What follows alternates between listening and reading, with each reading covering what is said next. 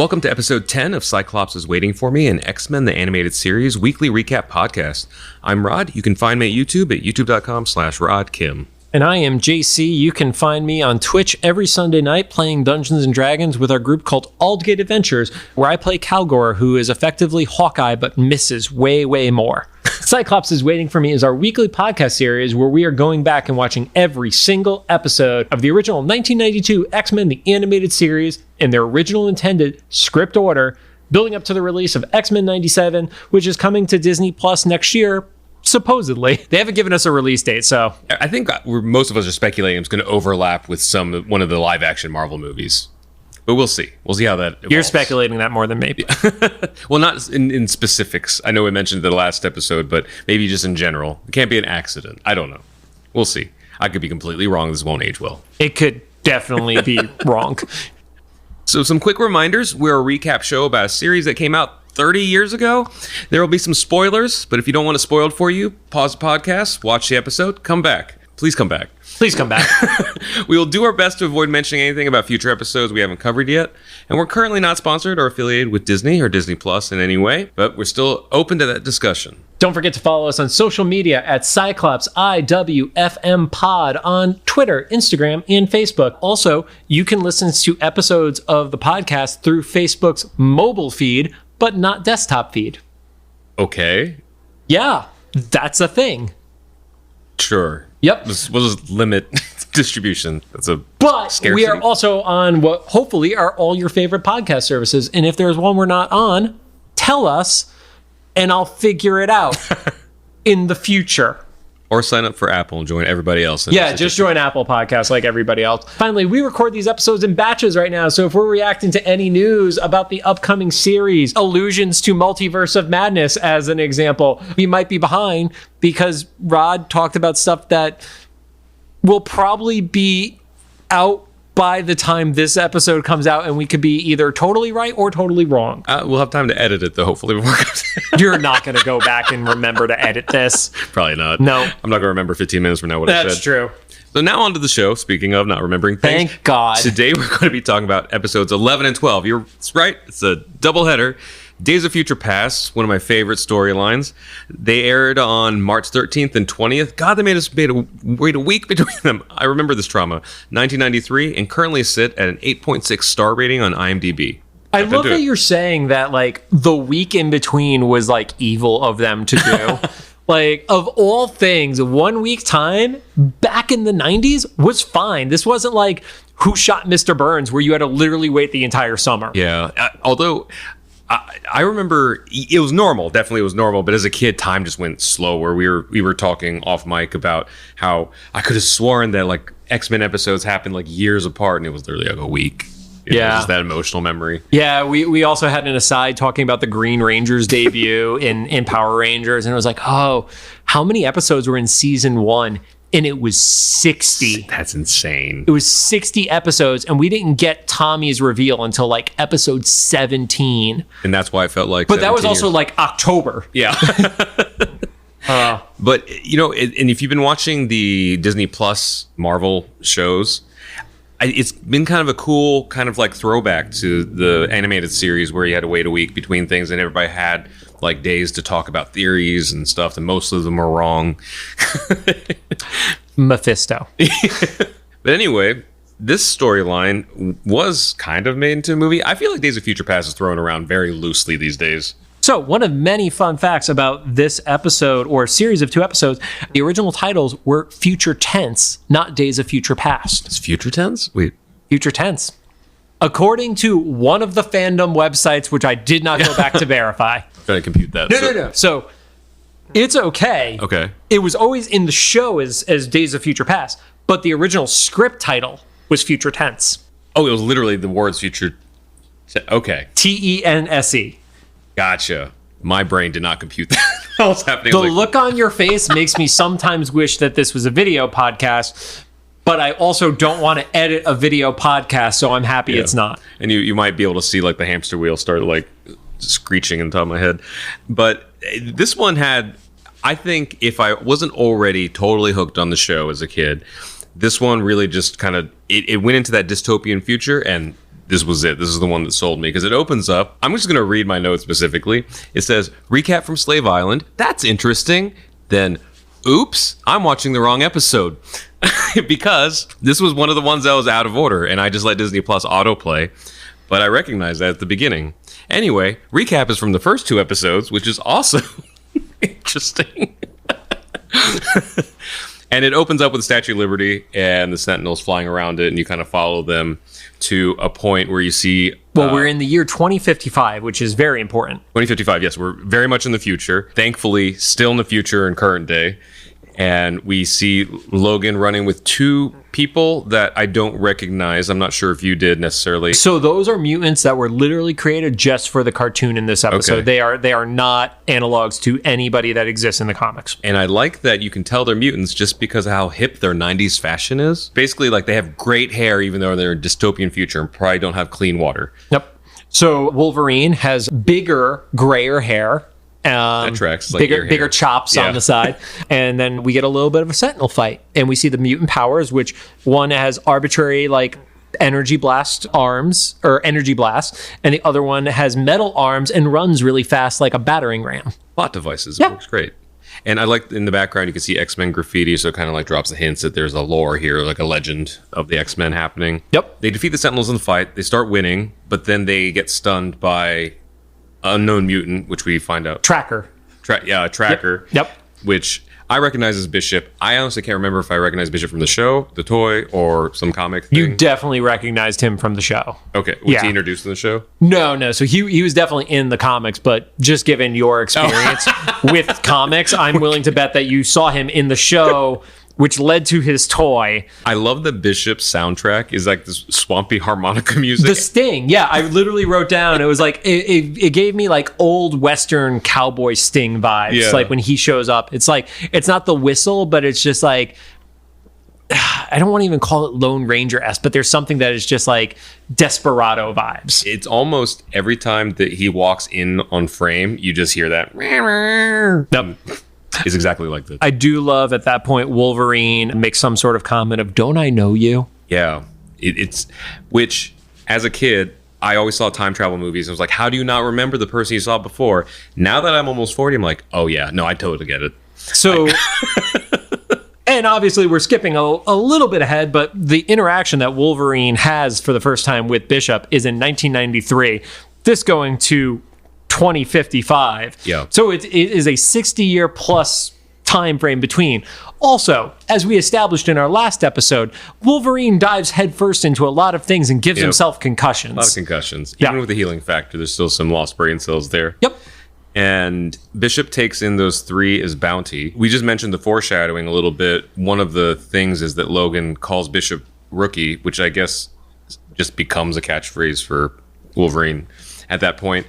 I had something here that I didn't know if it was a trope because at the time, besides X-Men, I wasn't really into a lot of sci-fi stuff. But the whole idea of a dystopian future and like bounties and stuff reminded me a lot of Alita Battle Angel, because I just recently rewatched the movie. Yeah, I need to watch that for the first time. Oh, you've never watched it? Okay. So there's an idea of like, since there's no police, that citizens are just rewarded for capturing, criminals. Theoretically, it's easier to do that because you have vigilante-style people, and they're probably not exactly somebody that, if the Sentinels and their leadership is already anti-mutant, they don't mind if 5 mutant bounty hunters get killed trying to capture another mutant. It's just fewer mutants for them to have to kill. Yeah, that makes sense. I thought what was kind of a cool connection, though, was that even though Alita Battle Angel was a fairly recent movie, that the storyline came from a manga that was in the 90s. Yep. So it just kind of felt like maybe that was the vibe at the time for the future, like what you saw the future being and stuff. So, yeah, so Bishop takes in Wolverine and the 2 random... Rebels. Mutants. The Rebels. The Rebel. Oh, yeah. Well, they call them Rebels. Yeah, the Rebels. In, and the Sentinels check his ID, and that's when we actually find out that his name is Bishop. Tracker Bishop. But where they brought him is the most important part. It is literally called a Mutant Termination Center. So there is nothing about it that is up for debate. You know what is going on there. Very subtle. But that's literally the opposite of subtle. But then the Sentinel destroys Bishop's like ID or whatever, saying that his quota has been fulfilled. Like, what is it? A lot of questions about that. So a bounty hunter can have too many bounties. There's probably some logistics about that. I'm not a bounty hunter. Maybe they don't want the bounty hunter trackers, because they didn't call him a bounty hunter. They called him a tracker. Maybe they don't want the trackers getting too rich and then starting an uprising. Yeah. So, yeah. Or maybe catching on to like what's going on or something. Yep. So the Sentinels end up taking both the 3 rebels and Bishop, kind of in a figurative way, like, or the metaphorical way, like at gunpoint, because it's Sentinels. You just know they have blasters in their hands. So they're following up. And they do this thing, which is like almost, I know Sentinels don't have emotions necessarily, but they kind of torture them, like, look at all the graves. And so you go to the graveyard. They walk them by the graves. And it's like, here's the thing.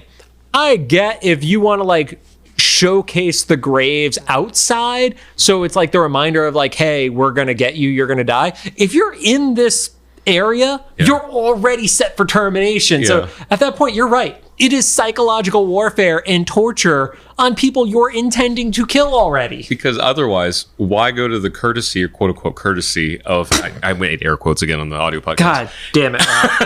And well, last one, it was you. But there wouldn't be a courtesy of having graves inside the termination center unless it was that, I guess. Just for that last bit of torture before they actually murder them. And it was specifically the X-Men. So once again, kind of following up in the lore that your heroes are long gone. Yep. And it was extra striking to me the years they had on these graves. Because Jubilee went first in 2010. And she's the last reveal. So the order we get them is Cyclops in 2032, Rogue in 2033, Storm in 2021. Too close. Yeah. But then Jubilee in 2010. So Jubilee, I mean, that meant she was 30. Yeah, which also, if you've been following the show, which I hope you have been, because we're on episode, 10 by now? To be honest, just watch them in any random order. Right. But that they always leave Jubilee behind to watch the mansion, and the mansion gets destroyed every other week. So, that kind of tracks. It's not, you don't wish it on her, but when you hear it, you're like, oh, okay, you know what? They leave her behind enough times, then that makes sense. And there's a grave that's like cut off, and it's probably not important, but I thought it was interesting that it looked like it said 2019, and you couldn't see the name. Yeah, that one was obscured, and any research I did, I couldn't find like an allusion to who that was. The most we could have done, if we put effort into the show, would have been to look at the comic, which we'll talk about in some of the notes, to see if there was a grave that was marked as 2019 in the comics. Oh, that's right, because there's that cover from Days of Future Past, right, with all the... Well, that was like wanted signs and stuff like that, but I don't know. And transparently, I haven't read the Days of Future Past comic in a decade, probably, because I read it when I was still living in Connecticut, and I moved to LA 9 years ago. Yeah. So it's been 9 to 10 plus years, and I didn't feel like asking my mom to ship that trade out just for this episode. Yeah, right. And in this time, the rebel that's in the pink coat, apparently she woke up, or maybe this was planned. She turns around and she zaps the Sentinel. Yep. And we get a fight. Yeah. Yep. And we get a breakout. I do feel like the Sentinels should not be so confident that they can police it. Even if it's only Wolverine and Bishop, only 2 Sentinels are like there. Yeah. So the girl and the guy tell Wolverine to go ahead and complete the mission. Bishop goes with him. We do get the reveal of Nimrod, which is still the weirdest name for like this super Sentinel to me. I've never understood the name Nimrod. Was that from the comics? Nimrod is in the comics, absolutely. Yeah. And then real quick before we move on, I finally noticed the glitch this time.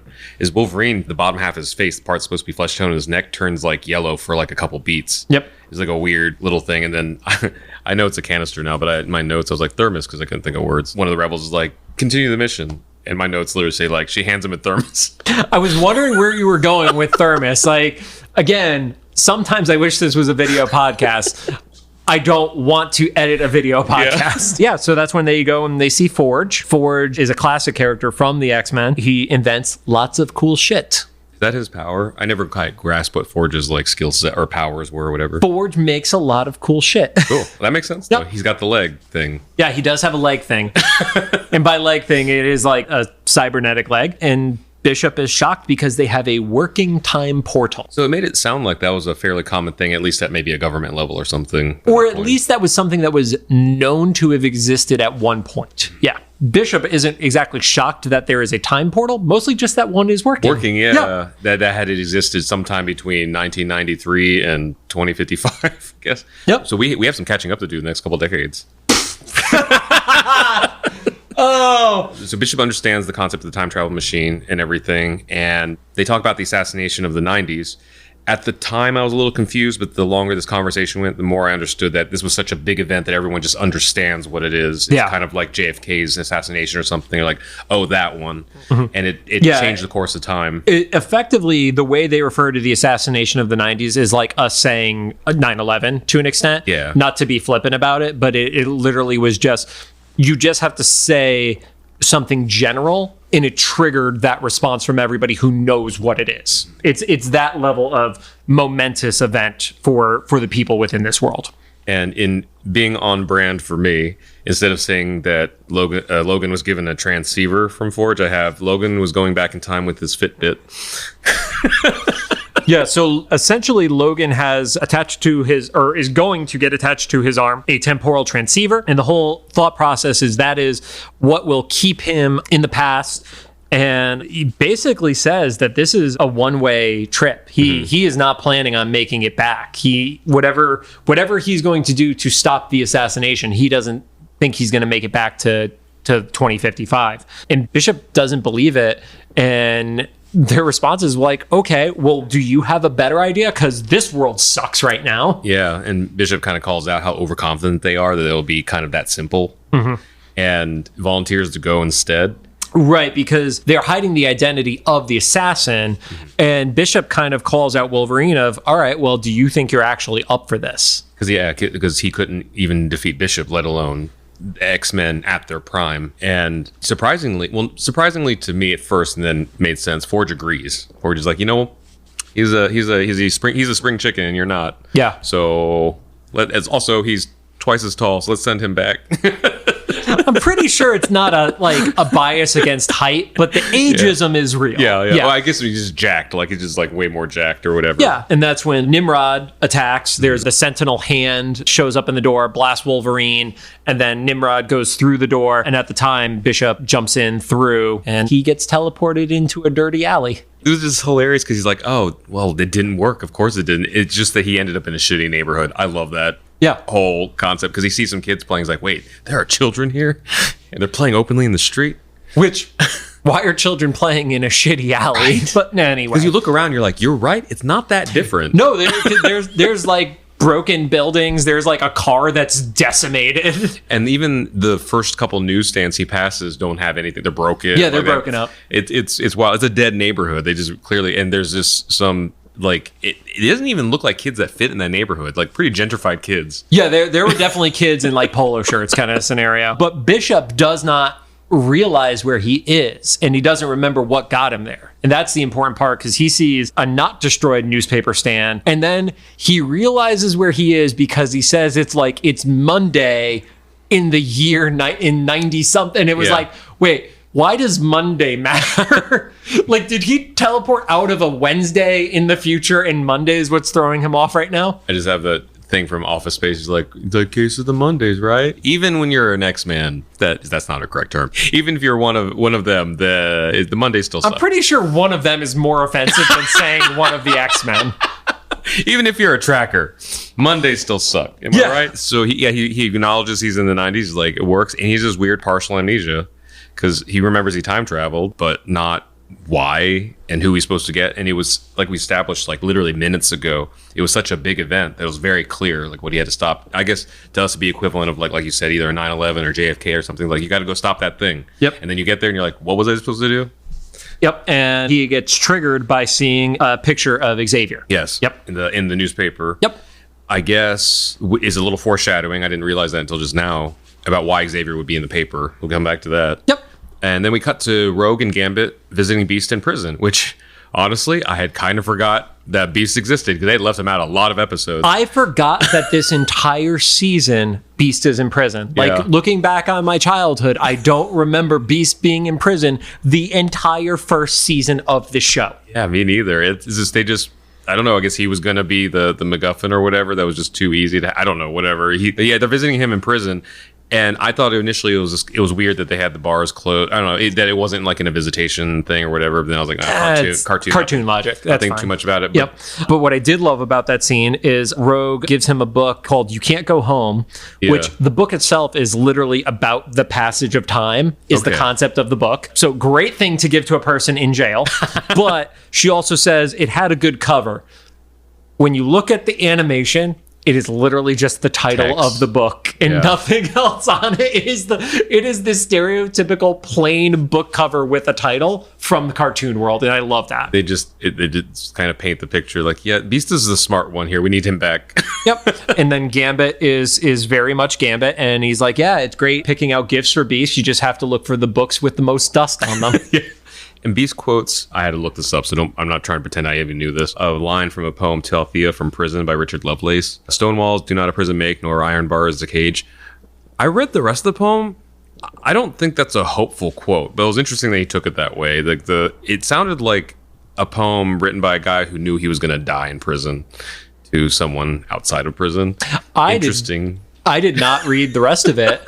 Rod, you get a gold star for research. That makes that scene so much more depressing now within context. But I'm not a literature scholar, so maybe I also have context kind of wrong because I only read like a few more lines down in there. Put a little bit of music underneath it, and then you're an expert in it. There you go. Yeah. But if you're listening and you do know the actual context, feel free to educate us. Tell us how wrong we are in the comments. And then going back to where I thought it was weird that they were in the cell with Beast, Gambit he starts having like a little bit of an episode and wants to get out. He almost blows up the bars by charging them up. But then Beast just like opens them up like they're made of rubber. Well, I mean, Beast is absurdly strong. Yeah. Like, that's the thing, is he has these animalistic powers, but he is not an animal. So he's like, well, this is just going to make stuff worse for everybody if Gambit starts blowing crap up. Yeah. So I'm just going to move the bars and let him walk out. See, to me, and maybe I'm just insinuating here, but the two things that I thought that signaled to me was that reminding us Beast could be out anytime he wants without anyone's help. Yep. And that also Gambit might not be there on an official visit. This might be kind of a covert thing or something, because it seems like they could just kind of come in and out whenever they want. But Beast actually kind of recognizes that Gambit's fighting some like inner demons. Yeah. Something actually makes a verbal comment about it. So we go back to where Bishop is, and he catches some television thing. It's Where Are They Now? There's a thing where it shows X-Men, and I think it says Dead or Alive on the bottom of it, which is a really weird thing to... Because they're clearly fine. Well, I don't think it's questioning. I think it's more of like a wanted. Oh, gotcha. That makes more sense. Yep. And we get this weird montage of moments that included like some danger room shots specifically. There are a few moments from the animated intro to the show that are redone in context, so they're like a little less flashy on it. There's one shot where it looks like they're fighting a frost giant, which I thought was interesting because we haven't had anything that alluded to that yet. And if you've been listening to our podcast, you know our inside headcanon is that Peter Parker is in the corner documenting all of this. Everything. Yep. But the big takeaway for that one is Bishop does recognize the X-Men from that, and he says, oh, the legends live. So he's starting to put two and two together even more by seeing, he had Professor X trigger him, and now he's seeing the X-Men are a thing. And then there are some kids that run by. Yeah, and they have a game called Assassin that had the Punisher on it by Marbles. Yep. So, story behind that is, well, one, the reason for it being important to the episode is that triggers with Bishop, the X-Men are the assassins, is what he declared. But Assassin was the original name of the Punisher, and it was Stan Lee who changed the name of the character from Assassin to Punisher. Oh, wow. I didn't know that. Okay. Well, he suggested it. Yeah. That Easter egg makes sense now, because obviously I got the Marbles part. That's hilarious. So does that mean that the Punisher is like a celebrity in this world? Because it was clearly his visual, even if the name was like a reference. Was that implying that, I guess? I don't know, because we've, up to this point, not really seen what other superheroes are like outside of the core X-Men group. Yeah. That was just like a kind of like an open-ended question because I saw that. I was like, is he a celebrity out there? I guess that could be believable. Bishop remembers that the X-Men are the assassins, so he sees a vehicle, which is a public bus. He gets in, they ask for his fare, and he whips out that giant future laser gun thing. And then you see like everybody just jet out of that bus. And then he just takes the bus. Literally. Yep. And we cut back to the X Mansion where Jubilee is still on perpetual watch, which is her She's only great job. at it. She is a teenager. They're like, she loves watching TV. Yeah. Except that she doesn't pay attention for them. Well, she kind of is, but she's like, she sees it coming. but she says like everything's fine and seconds before a bus starts hurling towards the entrance of the X Drives right through the front door. And Storm and Cyclops are there, I guess, just going about their daily business in their full outfits and everything. Yep. Aside from the shopping mall, we've always seen Storm in costume, though. Yeah, Gambit rule. Right? And on vacation. Right. We had Vacation Storm. See, that's another. We talk about these side series. Vacation Storm would be a great like little series. I don't know.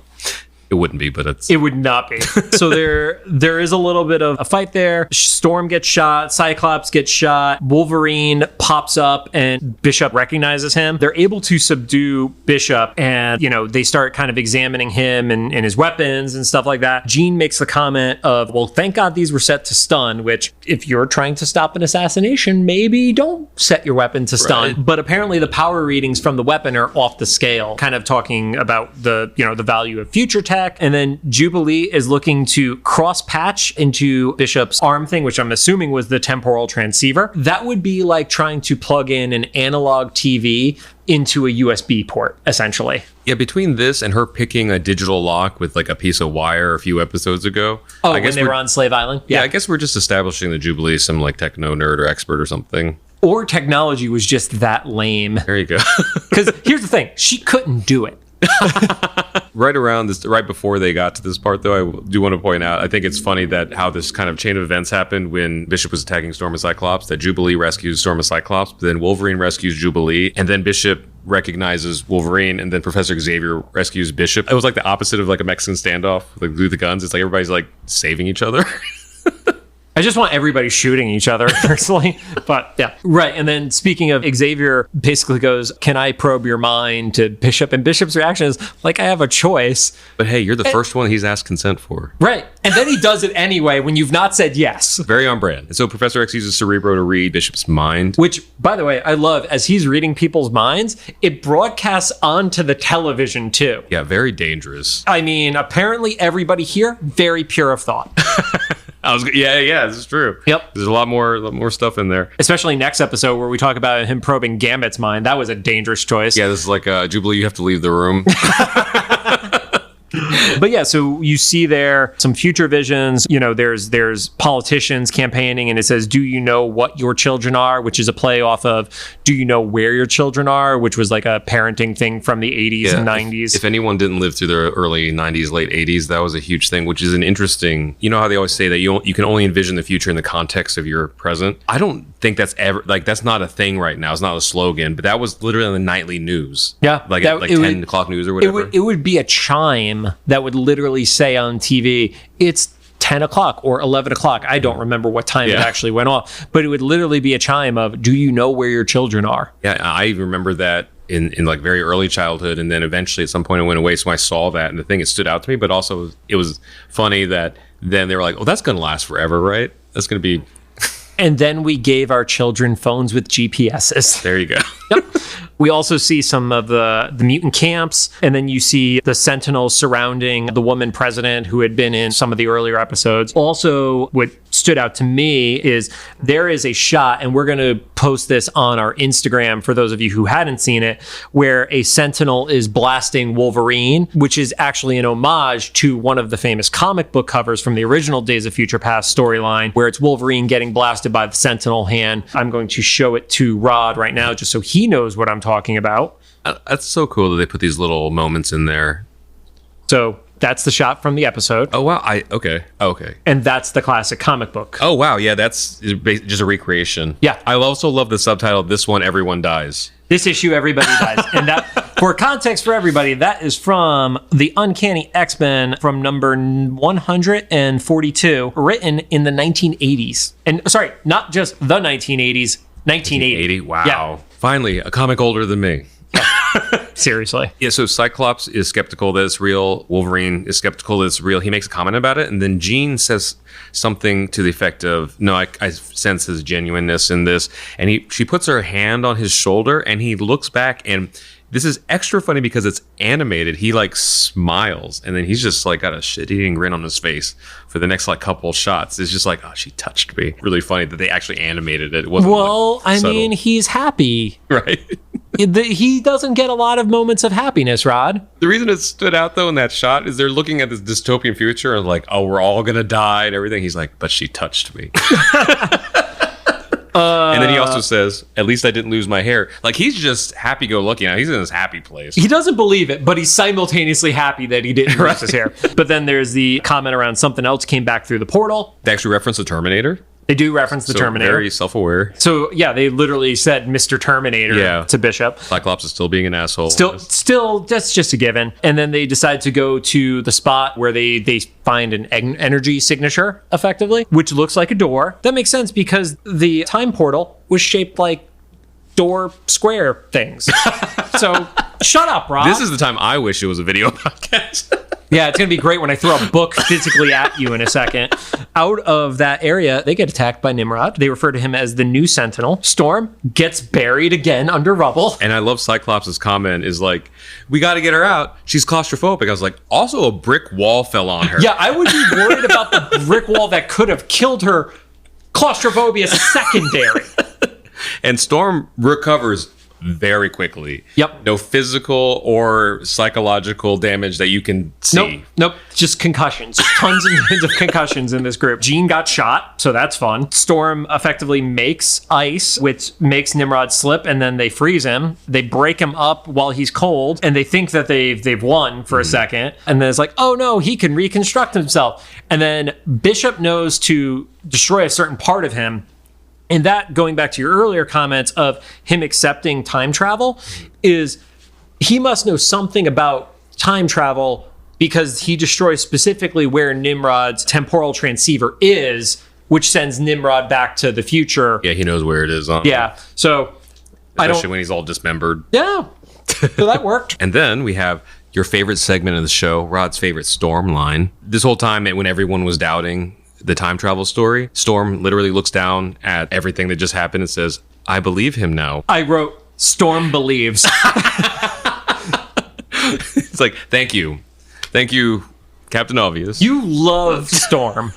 I love Storm, but also that line was unnecessary, but I love that they put it in there and they gave it to her. Yep. And then we have the great transition of Wolverine also believes, and he alludes to it, and then he waits until they get back to the mansion to ask, who is the assassin? I made the same note. I know that's a transition. But it was a great transition. But I want to see the real time how that works. I just have one question. What is it? Hang on.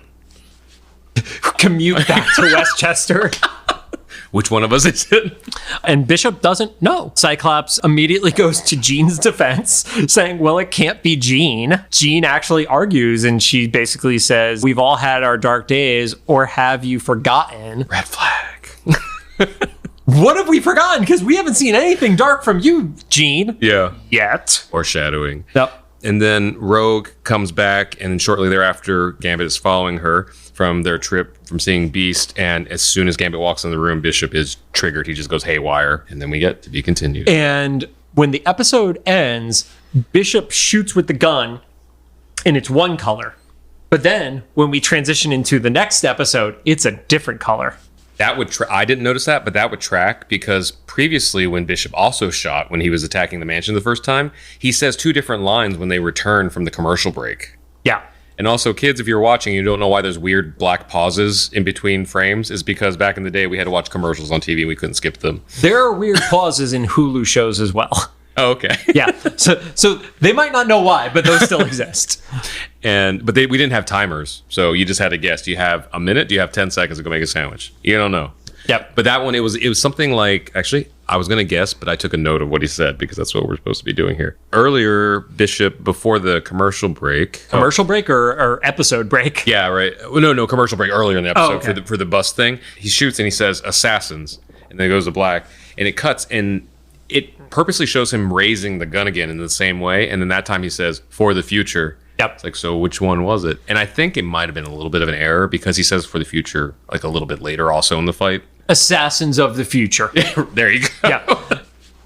And that's to be continued, except for you, because we're still going. So we're on part 2, which back in the 90s happened a week later because they tortured us. Gambit has walked into the control room and gets what we think is going to be shot by Bishop based on the cliffhanger of last week. But Rogue decides to jump in front and take the shot for him. And this was a cool shot, too, because following this, we kind of got to see the other perspective of them entering the room, like they were driving back and everything. So I don't know if the animated shows for kids did that before. They're like, let's see a different perspective. This show was so much more sophisticated in its storytelling than lots of shows. You know, this show didn't end with the more you know, G.I. Joe tropey stuff. Yeah. And Wasn't trying to be educational. Exactly. We're like, we know what this is. And then I think Gambit gets shot anyway, which is kind of funny. I mean, hopefully. So there's the further conflict that keeps going. Gambit is just really confused why some random dude just tried to shoot him. Like, he doesn't have the full context of who Bishop is. And his response when he hears the accusation is, yeah, you're giving us the best kind of lie one can't nobody prove, is specifically how he phrases it, because he's Cajun.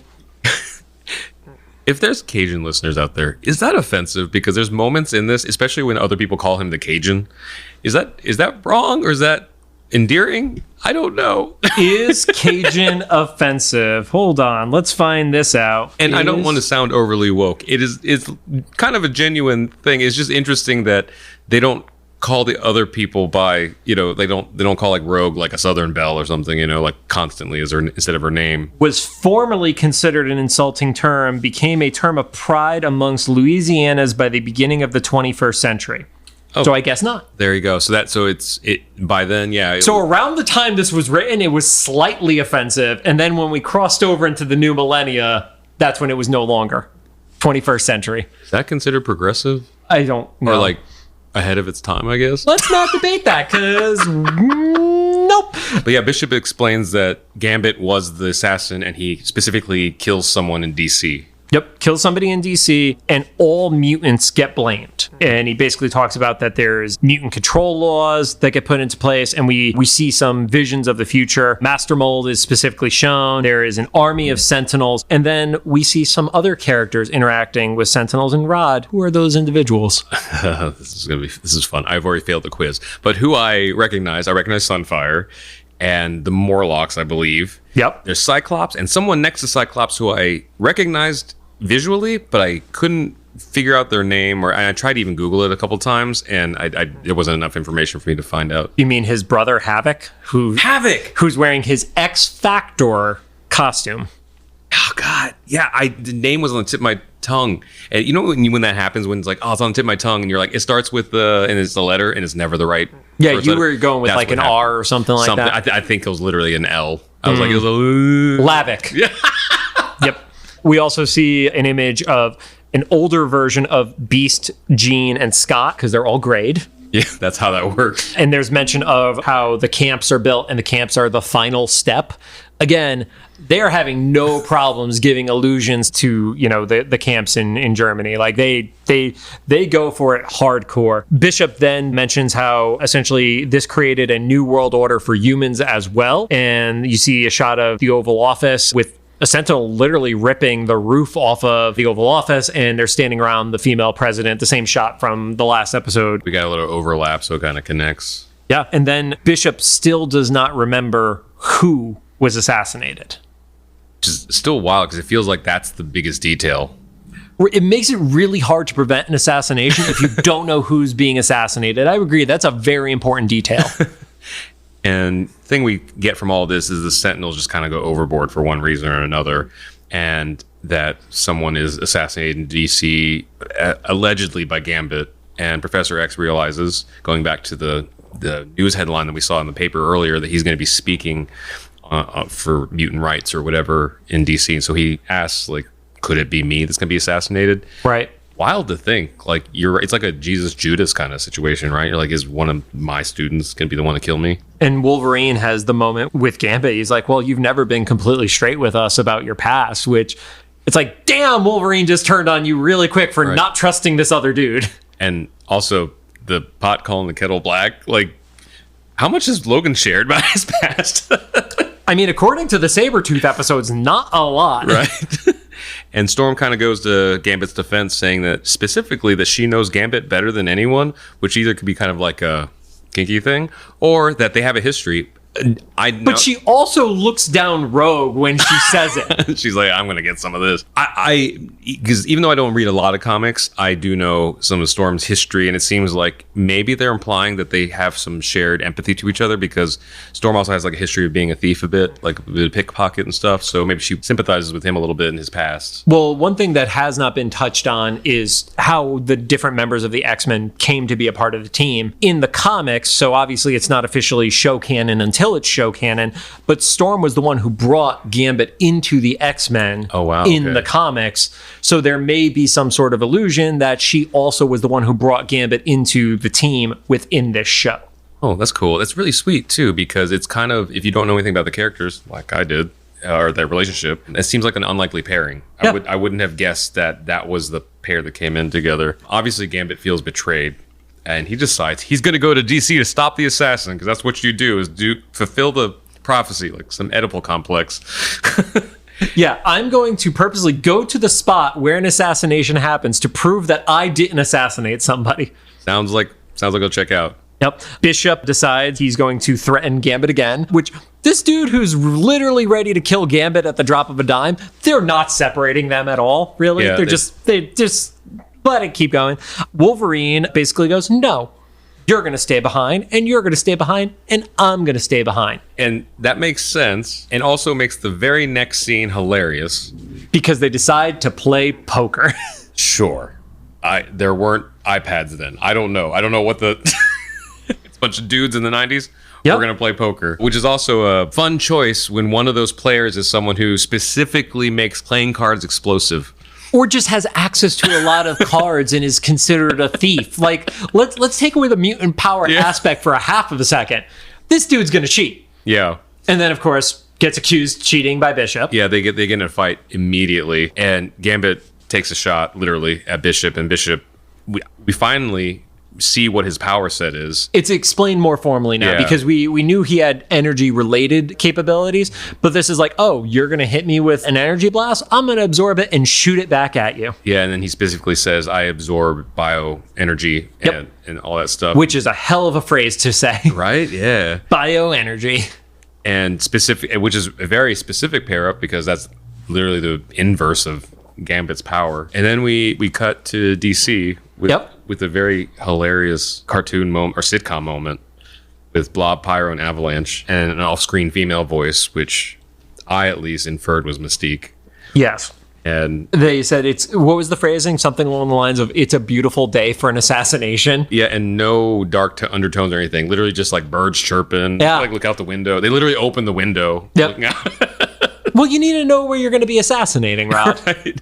Make sure it's the right day, the temperature's good. Yep. Then we go back to the mansion, and Gambit is escaping. Right. He sets one of his playing cards, which I guess he also has the ability for them to have specific timers against them, where he puts it under the TV, and then a bunch of the arcade machines blow up, like just destroys the rec room. He really hates rec rooms. Yeah, he didn't take Storm's advice. He wrecked the rec room. Also, I'm trying so hard to not throw my book at you right now. I'm not making up the puns. They were just there. But also, what kind of upset the kid in me was, you were left alone and you had a set of arcade machines. You decided to play poker. The problem with arcade machines is once you've beaten it, you can't keep playing them over and over unless you're a sociopath who wants to beat Billy Mitchell's high score. But Bishop hadn't played them before. Well, I don't know. I guess he's from the future. Did he? I don't know. I'm thinking too hard about Bishop didn't, but Bishop might not even know what a video game is.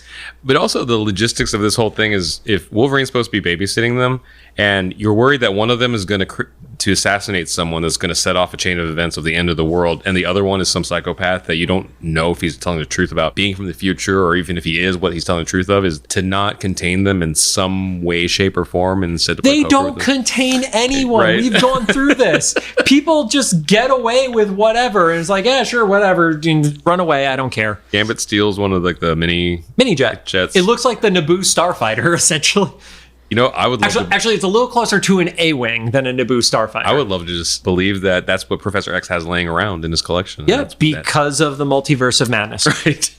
And then we go back to DC. Yep. Scott and Jean are kind of behind or supporting Professor Xavier at the mutant hearing, and he's arguing with the senator, which is kind of cartoonish. Senator Kelly, specifically. Senator Kelly. Yep. Which is kind of cartoonish, but if you've ever watched some of these more like heated Senate hearings, isn't too far off. It's very reminiscent of British Parliament hearings. Okay. Where they just yell at each other and interrupt each other, and British Parliament looks awesome. I don't know how anything gets done, but they're ready to fight. Which, I've seen some of that recently with recent events, and fair question, because things are happening. Maybe not the ones they want to. So Kelly asks him if he's associated with renegade mutants, and he also accuses the school of being pro-mutant propaganda. Professor X starts to answer and immediately is cut off by Senator Kelly. Which tracks. Yep. For American politics. For anybody that may be listening, not familiar with American politics, that it is not unusual to see. So as that altercation is happening verbally, start seeing some buildings shake, which in this universe, we know what that means. And it means they're in Los Angeles. Because if they were in Los Angeles, they wouldn't care about it. They'd just be like, the amount of shaking that happens in Los Angeles would be like, whatever. But so but it's not Earthquake, because Earthquake is not a character that we're talking about. It is Avalanche. And he's with his buddy Pyro. Pyro makes the Flame Dragon, which is like the coolest version of Pyro's powers so far. Like, we actually get to see that. The level of control. Cyclops shoots a hole through the wall, and I was like, oh, Cyclops just missed. Which I feel like has got to be the hardest thing to do, is miss when your power is literally what you're looking at. But that's a whole other thing. And Jean basically shoots them outside as that happens. Then Professor Xavier summons the rest of the X-Men telepathically. Which has a really hilarious moment where Rogue is by a tree with Jubilee, who was sleeping. And earlier she made some sort of comment of no, Gambit, don't. Just having nightmares. Yeah, it was. So Rogue runs off, and she leaves Jubilee by herself asleep. Yeah, she's like, teenagers, am I right? Yeah, teenagers. Gambit arrives around the same time. That's when we see the Blob. And I believe Blob confronts Rogue first. She punches him. Oh, yeah. Yep, she just gets her hand stuck in his stomach, because at this point we don't really know anything about the Blob other than his earlier reveal where he was wearing a Hawaiian shirt. That's all we got from the Blob earlier. He was he was giving me kind of Kingpin vibes just because he was a big guy in a Hawaiian shirt. He didn't have the jacket. No, and his power is very different from the Kingpin. But also that's the first time that we see kind of a more rounded out set, where his powers at all, but definitely the round, because I didn't mean to make. You keep calling him round. I didn't mean to make that pun. I was I was gonna say well-rounded, but the thing is several things happen to Blob in that sequence that you just kind of see the extent of what he can do. Or is he doing it? He's just kind of standing there. He's just kind of standing there taking it. But he's absorbing a lot of stuff. Yeah, and then I would imagine this was intentional, but he calls Cyclops Four Eyes. Yeah. And I'm making the one for Cyclops and the 4 for Four Eyes. Yeah. And I think that's just to show he's kind of big and dumb. Yeah. He's strong, but he's dumb. Because basically, Pyro, Avalanche, and Blob are all kind of dumb. And it's on brand for him, because Jubilee is one of this onslaught of trying to take him down, and she shoots her powers, her fireworks or whatever. Her pew-pews. Yeah. At him, and he burps them away. Yeah. Yeah, he does. And then Rogue, which I thought this was kind of a cool, smart thing for a show that we've been talking about, where Rogue takes Pyro's fire dragon so far up the atmosphere that it extinguishes. Yep. Rogue gets chased by the fire dragon, and it extinguishes from the lack of oxygen. Wow, that's really assuming kids are smart. Or fire dragons aren't. There. So they end up defeating Blob temporarily by freezing him in ice in I would imagine that's what's the lake in front of the reflecting pool? The reflecting pool. Yeah, I'd imagine that was their version of the reflecting pool because it's not very high. Yeah, because it's only like waist deep water. Yeah, if that, because in Forrest Gump or something, or even in Show. It's waist deep. Show. Gotcha. It is blob waist deep in Show. Yeah, gotcha. Yep. A few other things get like broken up and messed up. There's like a church steeple that almost falls. Jean catches it telekinetically, which I think that's the biggest thing Jean has lifted or held physically with her telekinesis. Yeah, and she specifically says like it's way too heavy. Yeah. So Rogue goes in and saves the catch. Wolverine runs under and saves a little girl. As that happens, the villains give the classic "he who fights and runs away," and then the other one, I believe it was Avalanche, is just like, let's just get out of here. Yeah, he has some common sense. He's like, why are we monologuing? Yeah, no, leave. And then Wolverine has the most John Carl moment of the episode where he goes, the kid's crying, do something, and hands off the crying child to somebody else. Jubilee, yeah. Yep. And then Jubilee takes the kid, and then Rogue actually has the pun in this episode. Which was? Bishop is running into the building, and Rogue says, hey, Bishop's running for Congress. I purposely didn't write it down. One, because, again, I hate puns. Two, I knew you would. I like that there were two lines this time, and they weren't from Storm. Like they were like, we're gonna give these away to other characters. Yeah, we have to have other people make puns that make John cringe. So Senator Kelly goes into the room with his blue-haired aide. Blue-haired, gray-haired. It was definitely a bluish color. That was a little progressive for a senator's aide. They're just like, she's not old. Yeah, back in the 90s, that was a very progressive hairstyle for somebody in politics to have, especially because that wouldn't even work right now. I didn't even put that together. That was a political job. I mean, she's with a senator in a hearing, so... I guess that's just like in my head filtering it out through like modern lens. Yep. They walk into an office where it's like, you're going to be safe here, Senator. And then immediately he sees that same woman tied up, and then the person transforms into Gambit. Obviously, at this point, we know it's Mystique because there aren't that many shapeshifters to worry about yet. The actual Gambit interrupts, making the save, and then Bishop runs in the room, and there are two Gambits. And what is Bishop's solution? Like, I'm just going to take you both out. Which, at that point, he's admitting he's going to kill an innocent person. Yeah. And also, arguably, the assassination was pretty much prevented. Do you still have the killer there? You still, okay, so I wouldn't say it's prevented when you only have a person you don't trust and then a person with a gun. It's not prevented yet, Rod. But it's, I don't know if like the shoot both of you and ask questions later would have been like the only choice at the time. No, it's a maybe let's get the senator out and let these idiots kill each other. That's even a better option. Yeah. And the aide, I'm guessing, we're... Oh, yeah, shoot the aide. Oh, that's not what you were saying? All right, so Rogue comes in, sees what Bishop is going to do, and effectively stops Bishop, rips off his temporal displacement thing, temporal transceiver. These words. The words. There are so many MacGuffins from 80s and 90s cartoons. I can't keep them all straight. There's the one from G.I. Joe. I can't remember the name of it now, of course, because I'm talking about it. But it was the something weather transceiver. And that was like, there were 3 parts of it. And that was the whole basis of like a multi-part G.I. Joe episode. And it's that's not a real thing. Yeah, well, at least it wasn't a floppy disk. It's true. That was the thing for like everything. Yep, everything was on a floppy disk. That one sounded like a Rev Just to Spite Us. Yeah, that was a Rev Just to Spite Us. Leave that one in. So she rips it off of Bishop. It sends him back to the future. And then we have, at that point, Gambit is actual Gambit has been knocked out. And Mystique decides to reveal herself to Rogue. They obviously have, a moment where Rogue recognizes her from Muir Island. And then Mystique decides to reveal a little extra that Rogue was not expecting. Yeah, she was Rogue's mom, or I guess adopted mom. Yeah, because she said that her specific wording was, I saved you and told you to call me mom or something like that, which raises a whole lot of questions. But Mystique is so confident. There's some deep history with them because Mystique specifically says, you're going to let me go. It's like, so they really know each other. It's not just you're going to let me go. Why would I do that? And then she transforms into the image of Rogue's mom. Which I wouldn't have trusted if I were. I mean, I know it's an emotional thing to see your mother if you thought that she was gone or whatever, but she's a shapeshifter and can change into anybody. But you would have to use Rogue's logic of how would she know? I guess, yeah. Again, go to 1993. Imagine the research you would have had to do to figure out who somebody's mom was if you didn't know you were going to cross paths with them again. That's true.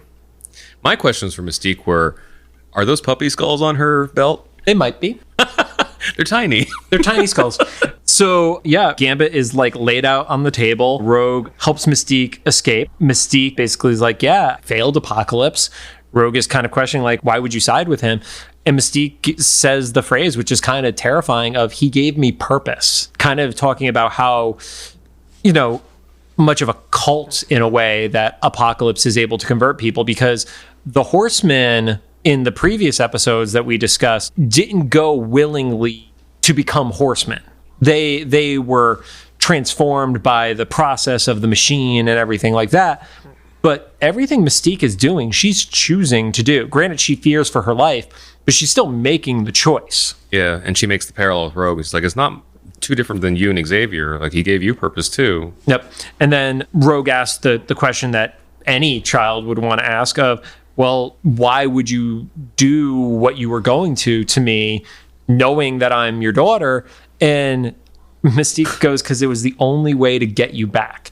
And that could be a load of things, which I'm sure we're going to get into future episodes of, like, what was their history together. Yeah. Because Rogue left. Like, that is established that Rogue left Mystique, even though she didn't know she was Mystique. She left her mom and her family. So, you know, what past is there? Also, how convoluted and destroyed is Mystique's mind that she thinks the only way to get her daughter back is to turn her into an instrument of Apocalypse. What is that condition called when that happens with parents and their kids?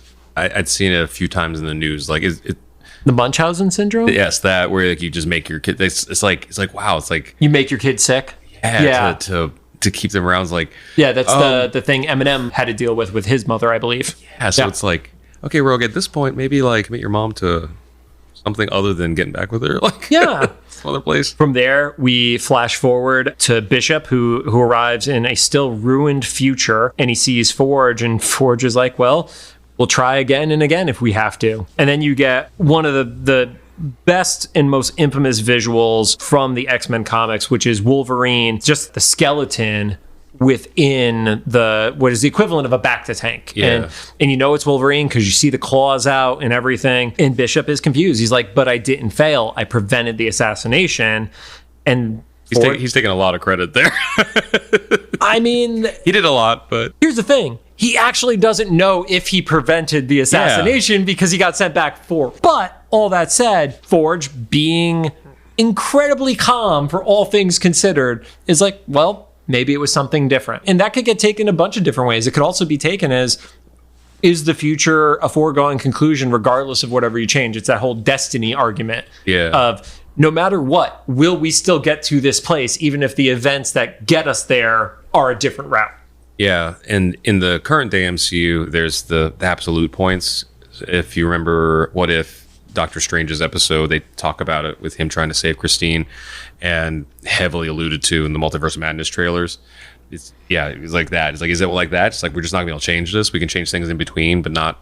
Right, at the end of the day, you could still do everything you want to, but Christine dying... Spoiler for What If, whatever. We've warned about enough spoilers in this show. Yeah. Also, Doctor Strange, she died. How many years ago did Doctor Strange come out at this point? Yeah. It's just the timeline of this episode is off the rails. 2055, modern day MCU, what if? I don't know.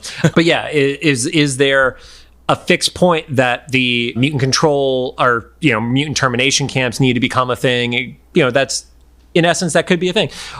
It's destiny. It's all theoretical at that point. Or did they just not have the right theory of which point in time to change? Yeah, and I also, now I'm watching this as I'm older, like that they didn't just do like the War of the Worlds thing, where they're like, oh, there's thousands of alien ships like attacking, and we just have to get the one, and then the rest are going to fall out of the sky. It was like kind of heavy-handed to assume that, like, oh, you prevent this one event, and it'll make sure that all this other stuff in history doesn't happen. All right, it doesn't work like that. So the interesting part for this whole thing is he thinks he prevented the assassination. Then we cut back to, quote unquote, the modern time, the 90s again. Yeah. And they go into Kelly's office and there's a massive hole in the wall. And you have Jean, Scott, and Xavier going in there. They realize Kelly is gone. And Professor X points out that his watch has stopped. And of course, Cyclops probably would have fought anybody else for saying that statement, but he's not going to fight Professor X. At the time. He gives a little bit of a snotty, well, why is that important? Yeah. And then Professor X says, well, because my watch. He drops the watch. It then proceeds to ping onto the side of his hover chair, has been magnetized. And Cyclops punches the wheelchair. Cyclops would not punch a wheelchair. He would just punch the guy in the wheelchair. He's like, why would you be magnetized? No, but that was such a cool like cliffhanger ending. Like perfect in tone, in suspense. Yep. Like, I don't know. It was really cool. Also, kids, if you don't know what a watch is, okay. I hope you know what watches are. They know what watches are. They're literally Apple watches, Rod. But do they know why watches wouldn't work with magnets around? I'm pretty sure an Apple Watch wouldn't work with most magnets around at this point. I don't know anymore. I mentioned a phone with a cord to the kid at one point, and they were like, what? Why? But yeah, then we got to be continued. And I remember in a previous episode, I said we're going to keep track. I have not kept track. If you've been keeping track, let us know in the comments if these have had any sort of rhyme or reason. All right, let's go to some interesting factoids about the... Or before we get into the factoids, do you have any just closing thoughts around this episode? Or 2 episodes? Yeah, this storyline happened much faster than I remembered it, but it makes sense. Everything does. Like we mentioned the Power Rangers stuff and everything. I felt like this went on for weeks. It went on for 2 episodes, a week apart, granted, but still great story. For those of you who are new to the animated series Days of Future Past, a version of this kind of played out in the X-Men movies, which was also called Days of Future Past. But like little things were shifted, but it's funny. They I'll give them credit with this. They got some anchor points right, so it was recognizable at the very least, which is not a thing that happens in X-Men movies. So the original story happened Uncanny X-Men number 141. Forge and Bishop had not even been introduced in the comics at that point. Oh, wow. The character who actually goes back in time was Kitty Pryde, and the other surviving X-Men at the time are Wolverine, Storm, and Colossus. The attack on the Senator is Mystique, where it's a solo attack. She doesn't have like the team kind of scenario. She also wasn't trying to impersonate Gambit for it. There's a bunch of stuff that happened that actually resembles X-Men number 8, which I know it gets confusing with the numbers, but Uncanny X-Men came out well before X-Men in the 90s. So there's a storyline revolving around Gambit being one of the survivors. We already mentioned this, but Wolverine's helpers were not based in the comic book in any way, shape, or form. Solo in the comics? He's not solo, but you had Storm and Colossus at the time, and also Kitty herself. Jubilee actually did die in real world 2010 in the comics, and I say die with air quotes again. Air quotes on a podcast. Well, she became a vampire. Okay. Yeah. I didn't know that. So current version of Jubilee has a child and is vampiric in nature. Comics man. One of the things that made me laugh is earlier we mentioned how Gambit gets into the jet, the A-Wing, for lack of a better term, and he goes to DC. Did you notice something wrong with the map, Rod? Oh, no. I didn't notice something, did I? You didn't notice something because it shows Washington, D.C., but the image is in the shape of the state of Washington. Sure. Yep. Well, I did notice there was some dialogue where they interchanged D.C. and Washington. At the time, I thought they were just using shorthand. It was probably just unedited. Yep. Or not edited correctly. Yep. Oh, going back to the ending of the show, we got the fixed point theory or absolute point. As Rod said, I'm going a little more along the lines of destiny, or it just wasn't the right event. But in the comics, they give you the impression that whatever they did by sending closer to a future soul of Kitty into the past, into Kitty at the time is in her teen years. She's effectively the Jubilee of this version of the X-Men. They succeeded is the vibe that you get from it. They actually didn't get this future outcome and were successful in changing it. They purposely chose Gambit because they wanted somebody who was believable to be a traitor. Yeah, it's kind of a callback to the Slave Island. Right. And that also, at the end of the Slave Island episode, where Gambit was like, oh, or did I just fool you all? And then Jubilee is having the dream because she was the one who was on the plane. Is like, you Gambit, I knew you couldn't turn on us. And it was like, she's literally having dreams about him turning. And it was like, oh. I love how Jubilee's parents and Xavier, everybody sent her to the school to like be safe and like learn to control her powers, and instead she's getting emotional damage from all sides. One thing Eric Lewald did talk about in the books that I think is interesting. So there is a future episodes 54 and 55 called One Man's Worth. And in the movie, Days of Future Past, there's a deleted scene. And I don't want to spoil it because it is a scene that occurs in the cartoon, is a moment between two characters, and it's a in the future scenario. And they literally, including the kiss of those two characters, have that take place in the movie. And that was, Eric believes, an homage to the cartoon. Okay. But it's only a deleted scene. So you would have to go and watch more of Days of Future Past, which I don't know if I care enough to go and watch the deleted scenes. Yeah. You know how much I don't want to watch it is that for one of the digital, like the movie streaming services, or not streaming, like download services I got, they included. Yeah, they included Days of Future Past for free, and I still haven't watched it. It's been remained unwatched. It's in the Are You Gonna Watch Me Yet library? Yeah, it's like every time I open my Apple TV, it's like things you haven't watched. It's like, can I unmark this or something? I can't even delete it anymore because it's just like in my library. It was a great 2 episodes. This one also felt like it had massive stakes. So, that's one of the things we've talked about on the show that we really like is there are stakes to everything that happens, and death has meaning here, probably in the show more than it does within the comics, to be fair. Because, we see how dark does the future get if things don't go the way we would hope they would. You get, it's not just, oh, we lost a teammate. It's, oh, there's a massive genocide that's going to take place in this world. So, it gets pretty dark, and, we end on the cliffhanger of the episode of, while Bishop thinks he was successful, we don't actually know if he was successful because he doesn't know if he was. Well, not even that, but the X-Men don't even know. They don't know if Senator Kelly's alive. I don't know if it was the first, but it was definitely one of the earliest things that I watched as a kid that painted the possibility that there would be a dark future, both in real life and in the show I liked. Yeah. It's an interesting thing to put in a kid's head. So is it fair to assume that you watched this before you watched The Terminator? Yes. I remember specifically getting The Terminator in 98 or 99. Because, oh my God, you took that long? Yeah. So if I had watched it before, I don't know what, like, in what context or whatever.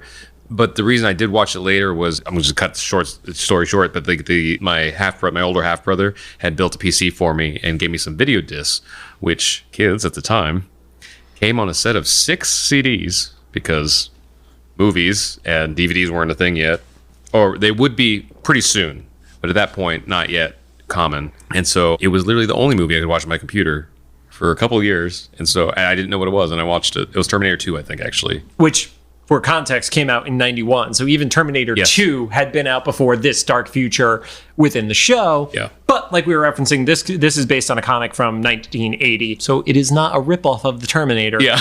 Even if they did call Bishop the Terminator. Yeah. So. Cool. Well, thanks for joining us. If you have any thoughts, make sure to drop them in the comments for either the YouTube upload or the official Instagram post about this episode. If you like what you heard, we'd appreciate a rating on the podcast app you're choosing. You can find us on Apple Podcasts, Anchor, Spotify, Google Podcasts, and CastBox. Thanks for hanging in there with us. This was a long one. We'll be back. Perfect.